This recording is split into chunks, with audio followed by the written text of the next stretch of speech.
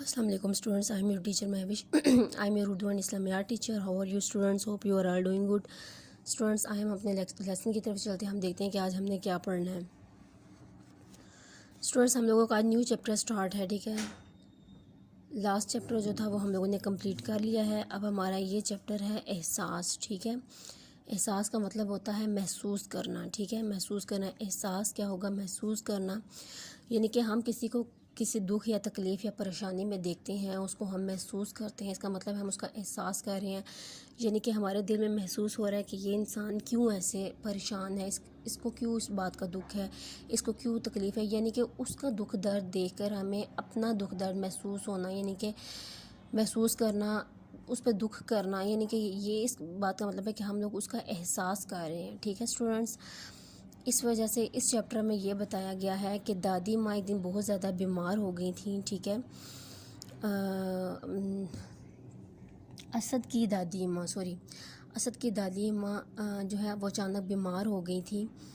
फिर इस तरह उनको डॉक्टर के पास ले गए थे. डॉक्टर ने बताया कि इनको बुखार है और उन्होंने हिदायत दी कि आप इन्हें दवाई वगैरह पिलाएं तो ये इंशाल्लाह ठीक हो जाएंगी.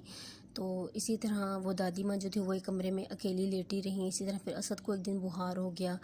फिर उसकी अम्मी जो है वो सारा दिन काम काज में मसरूफ़ रहती थी. वो अकेला लेटा रहा, वो अकेला था, तो उसे इस चीज़ का बहुत ज़्यादा एहसास हुआ कि वो फिर उठ के ना दादी माँ के पास चला गया. उसे इस चीज़ का बहुत ज़्यादा एहसास हुआ, दुख हुआ कि इसी तरह दादी माँ भी जो है वो अकेली लेटी हुई हैं, वो इस तरह ज़्यादा बीमार हो जाएंगी. तो इस तरह जब दादी माँ के पास गया तो दादी माँ ने भी उसको फूंक मारी, उसको दम किया. इस तरह फिर असद जो है वो भी काफ़ी बेहतर हो गया, दादी माँ से बातें करने लगा. दादी माँ भी इस तरह ठीक हो गई. यानी कि उसने ये सोचा कि अकेला जो इंसान होता है वो जब बीमार हो जाता है तो वो कभी ठीक नहीं होता जब तक उसे किसी की कंपनी ना मिले, कोई उसके पास आकर बैठे ना, बातें ना करे. ठीक है, ये चीज़ होती है.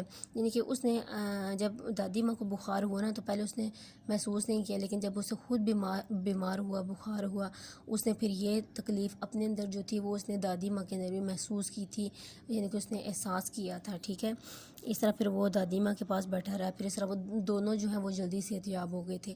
यानी इसमें तो उन्होंने बीमारी का बताया ना. वैसे भी हमें अगर किसी का, हम अगर कोई दुख दर्द देखेंगे, कोई बीमार है इंसान, तो उसका हम दर्द महसूस करेंगे, हमारे दिल में हम उसको दुख के तौर पर अपना दुख समझेंगे, तो समझो कि हम उसका एहसास कर रहे हैं. ठीक है, हम अपने लेसन की तरफ चलते हैं. स्टूडेंट्स, ये जो मैं लेसन आप लोगों को पढ़ा रही हूँ ये हम लोगों के 2 पेजेस की बुक रीडिंग है, लेकिन हम लोग हाफ़ बुक रीडिंग करेंगे. आप लोगों का ये होमवर्क होगा, आप लोगों ने इसको याद करके जो है वो मुझे इसकी वीडियो बना के मुझे सेंड करनी है, और इसको समझना भी है और इन बातों पर अमल भी करना है. ठीक है स्टूडेंट्स, हम अपने रीडिंग की तरफ चलते हैं. देखिए, असद की दादी माँ अचानक बहुत बीमार हो गई. अम्मी और अब्बू उनको डॉक्टर के पास ले गए. डॉक्टर ने दवा के साथ हिदायत की कि उनकी मुकम्मल देखभाल की जाए.